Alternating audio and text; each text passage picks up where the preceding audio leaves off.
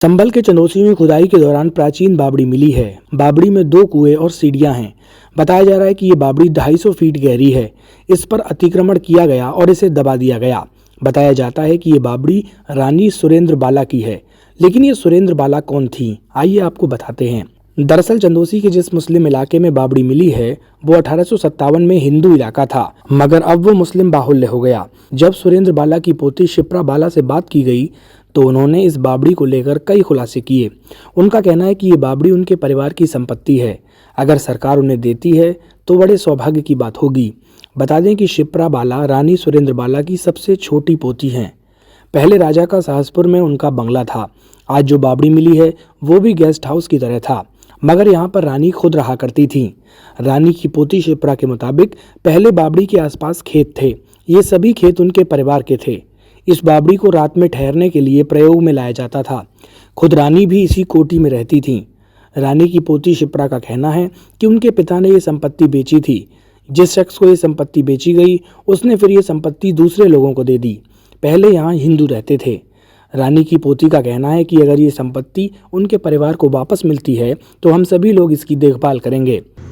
मैं जो चंदौसी में ये जो खुदाई हो रही है ये हमारी ऐतिहासिक जगह है। हमारी दादी रानी सुरेंद्र बाला, बाबा जगदीश कुंवर जी, इनकी ही संपत्ति है और उनके बेटे हैं लल्ला बाबू विष्णु कुमार जी, उनकी मैं सबसे छोटी बेटी हूँ। और ये हमारा पुश्तैनी फार्म हाउस था।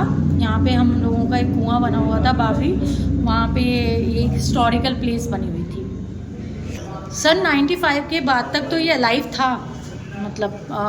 फिर ये कुआं हम लोग जाते थे, मम्मी पापा के साथ जाते थे। वहाँ पे पिकनिक मनती थी, हम लोग वहाँ एंजॉय करते थे। अपना खेती बाड़ी भी होती थी, फार्मर्स भी होते थे, तो हम लोग जाते थे वहाँ। पल तो यही है, सारा बचपन वहीं बीता है। यहाँ से कोठी से ही जुड़ी हुई लक्ष्मणगंज पूरा हमारे ही कवर में आता था, तो हम यहीं से चले जाते थे टहलते हुए किसी सर्वेंट के साथ। वहाँ पूरा दिन एंजॉय करते थे। फार्म्स में वहाँ पे गन्ने की खेती बहुत होती थी। कुछ और कहना चाहते हैं? जैसे आज खुदाई चालू है। मैं यही कहूँगी कि मिरेकल्स होते हैं लाइफ में। ये भी भगवान ने एक हमारे लिए मिरेकल किया। जिस चीज़ को हम भूल चुके थे उसे फिर से एकदम से रिबिल्ट हो रही है। हमारे आगे ये क्वेश्चन आया बावड़ी जिंदा है, तो हमारे लिए बहुत प्राउड की बात है। मैम जैसे कि इस पे कुछ विष्णु कुमार जी थे, लल्ला बाबू, उनकी 5 बेटियां थीं। तो संपत्ति वो इतना नहीं मैनेज कर पाते थे और सबकी शादी होती चली गई बच्चों की, वो भी अपनी बेटियों के उसमें रहे। तो अकेला जब इंसान हो तो उस पर ज़्यादा विरासत की चीज़ें होती हैं ना, तो लोग बाग हथियाने लगते हैं जगहों को।